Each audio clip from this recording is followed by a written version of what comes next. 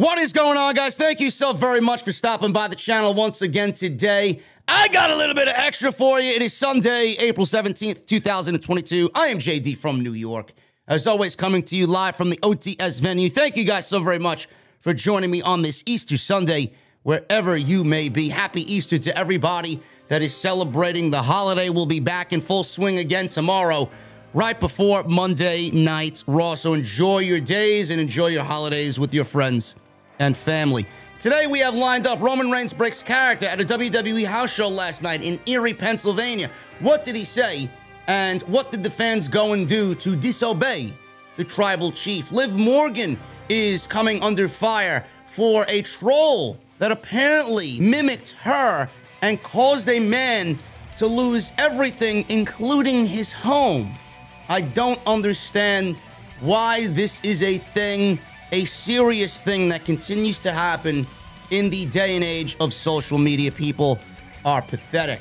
Jonathan Gresham was injured after last night's Battle of the Belts. FTR finally gets Bret the Hitman Hart as their manager. When and where? And will it be on AEW television?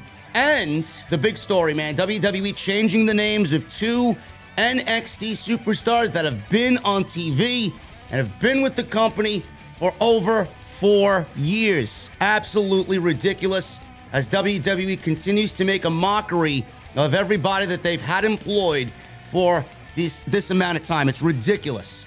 Absolutely ridiculous. I'm going to go over those names and who they are and what I think of it today on OTS Extra. Follow me on social media at JDfromNY206. That's Twitter and Instagram. Hit that subscribe button down below. Turn on the bell for all notifications. Make sure you guys go check out last night's massive live stream, episode 426 of the podcast, live on the homepage right now. If you missed it, there's a lot of stuff in there that you're going to want to catch up on. So go check out Off The Script, episode 426, now available on the homepage. Go and check out all the other videos that you might have missed on the channel. Monday Night Raw, NXT, AEW, and a couple of extras thrown in there as well. So go check all that stuff out, like I said, on the homepage if you guys want additional content. Make sure you guys hit that thumbs up. Let's try for 1,000 likes minimum on today's OTS Extra. And go get your t-shirts, man. Bonfire.com is the exclusive home of Off The Script. All your merchandise needs are linked down in the description below. Roman Reigns. Roman Reigns was at a house show in Erie, Pennsylvania on Saturday nights. Reigns cut a babyface promo where he said the energy from the fans made it easy for all the wrestlers to do what they do and brought up how that they don't have an off season.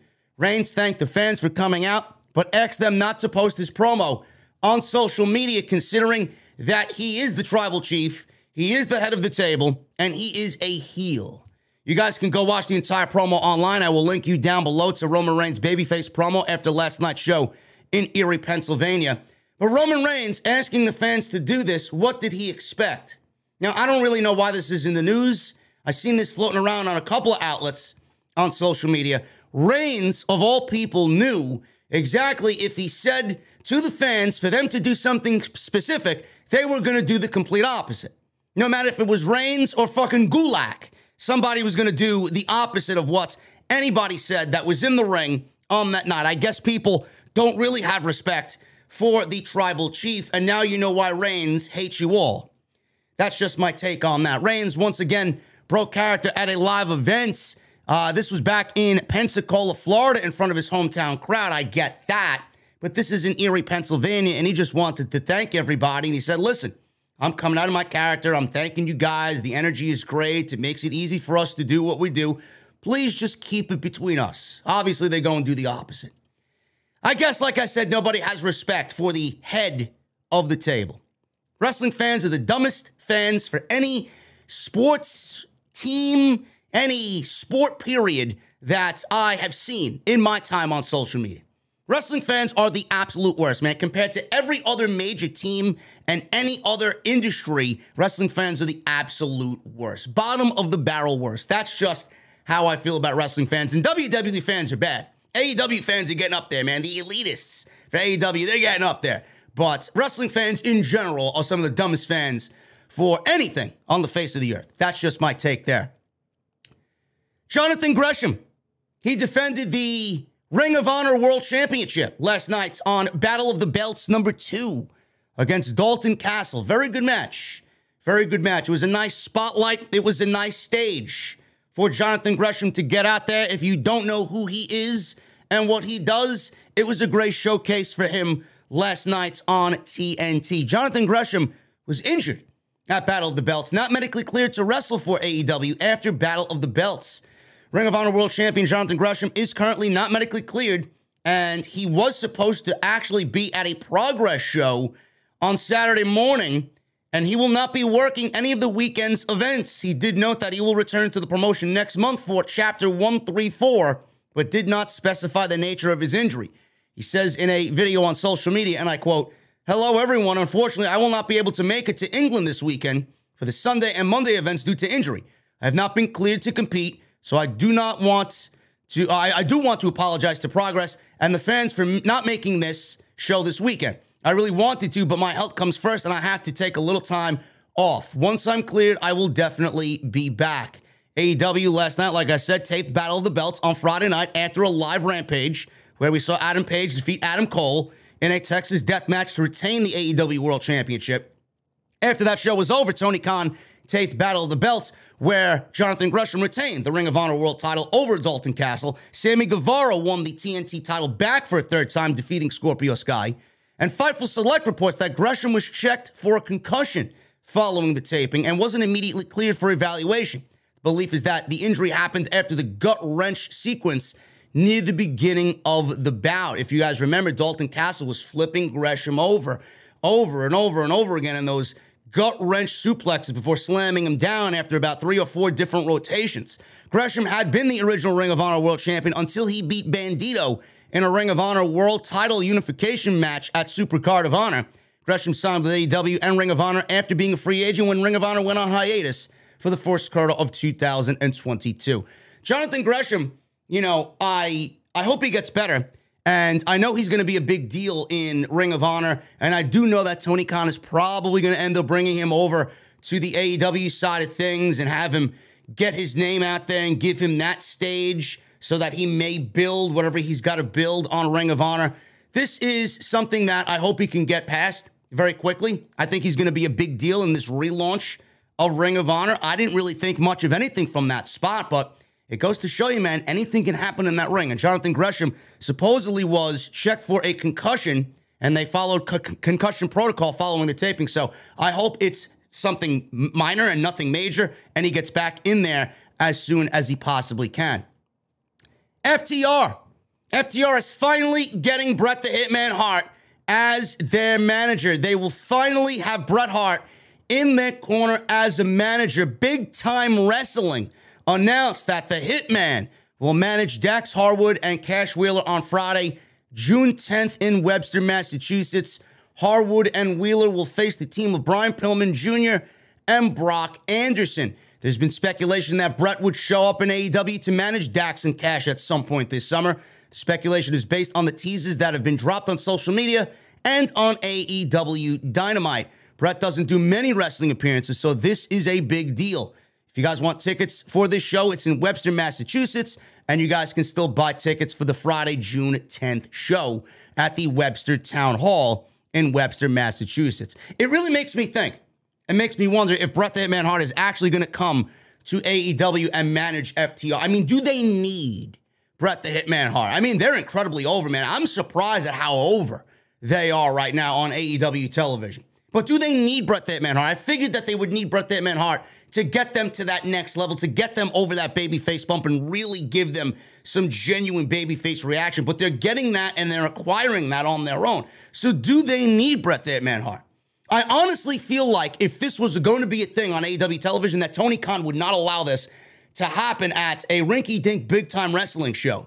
It is against AEW talent, yes, in both Brock Anderson and Brian Pillman Jr., but I figured that if Tony Khan wanted this on AEW television, that would be the first appearance for him and not at some independent wrestling show. It makes me wonder if this is not going to be a thing anymore. I honestly think if Bret was to join FTR now, I'd love to see it, don't get me wrong. I honestly think he may overshadow what FTR is doing, and you don't want to take away from what FTR is doing right now. So we'll see what happens, man. It still may be in the plans. I'm all for it. I don't want it to work and backfire against FTR. because they've been doing so great. So we'll see what happens with Bret Hart. It may still happen on AEW television, and I think it would get a great reaction. But the way that I think is if Tony Khan wanted this and it was in the plans, he would save it first for an AEW show, and then he'd allow FTR to take Bret the Hitman Hart on the road for these types of shows and do what they got to do. So we'll see what happens. It may or may not still be in the plans, but we'll find out as FTR is set to have a big summer for AEW. This story is absolutely ridiculous, and I find it incredibly bizarre how people don't really pay close attention to what's going on social media. A man lost everything, including his home, after being duped by a fake Liv Morgan account.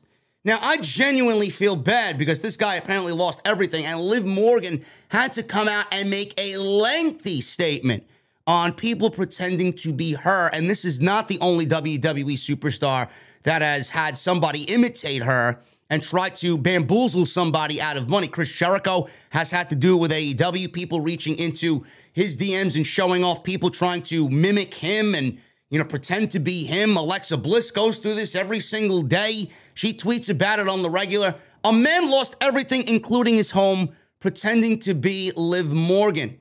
WWE star Liv Morgan took to Twitter yesterday to remind fans that there are fake accounts that scam people by pretending to be wrestlers on social media. The latest example of this, as told by Liv herself, is from a man who sold his home and lost everything because he thought he was helping her. Here's Morgan's tweets. I know it sounds fucking ridiculous. It sounds fucking ridiculous, man. I don't know who this guy was, but to go and help somebody that he doesn't know like that to the extent of selling his home, I don't have any words for it. I really don't. Morgan's tweets read as follows, and I quote, "Guys, I've been sent so many emails of horror stories about people making fake accounts and emails, pretending to be me, and asking for huge amounts of money. This really makes me so sad. Please don't use my name to con people out of their hard-earned money. Please, please, please. A man sold his home and lost everything thinking he was helping me. And this has me so sick. Please know I would never reach out to ask any of you for a single penny. I'm so sad. Please stop." That's what she says. Now, this applies to anybody that has, a fandom of a celebrity or an athlete or a pro wrestler. Always, I don't know where this was. So let me get that out there. I don't know where this was, if this guy received an email. It's a little bit more sketchy for an email. You don't know who is who or what is going on, okay? It's easily disguisable by email. It's a little bit more tougher to figure out if it's real or not by an email. But if you're on social media, and most of these fucking geeks, they pretend to be who they want to pretend to be. They reach into somebody's DMs or private messages, and they start asking for money, pretending to be this person, whoever they're imitating.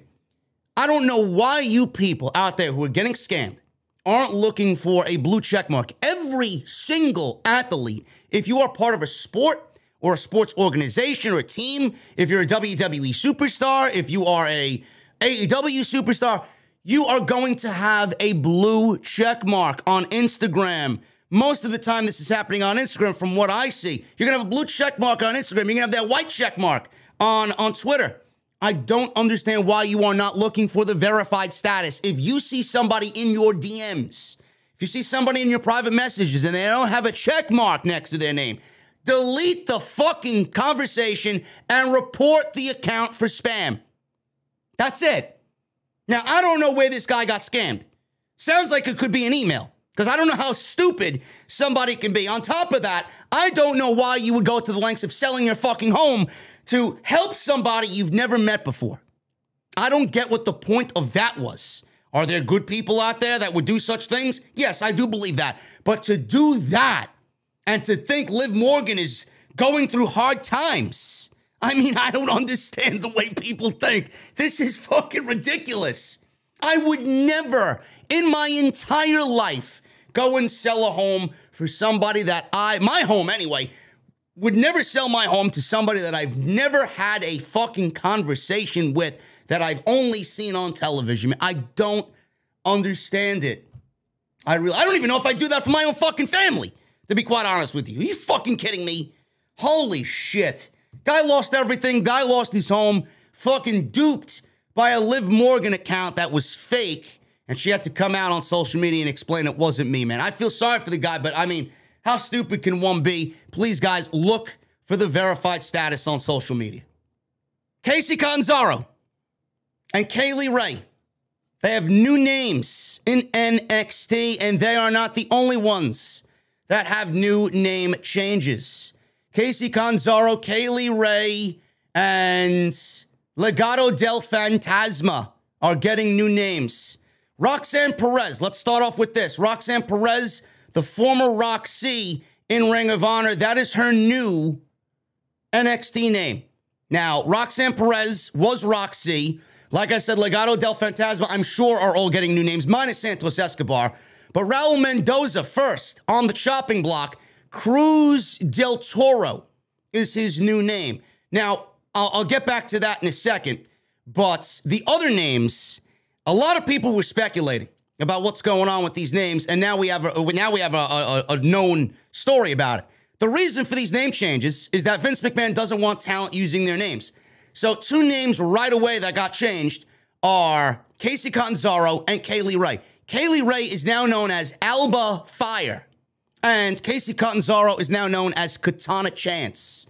PW insiders confirm that the former American Ninja Warrior, Kacy Catanzaro, will now be going under the name of Katana Chance, and it was also reported that Kaylee Ray, who's been there as the longest reigning NXT UK Women's Champion of all time, and has been on NXT television here in the States as Kaylee Ray, debuted here as Kaylee Ray, went through Stand and Deliver as Kaylee Ray, won the Tag Team Dusty Classic with Io Shirai as Kaylee Ray, is now known as Alba Fire.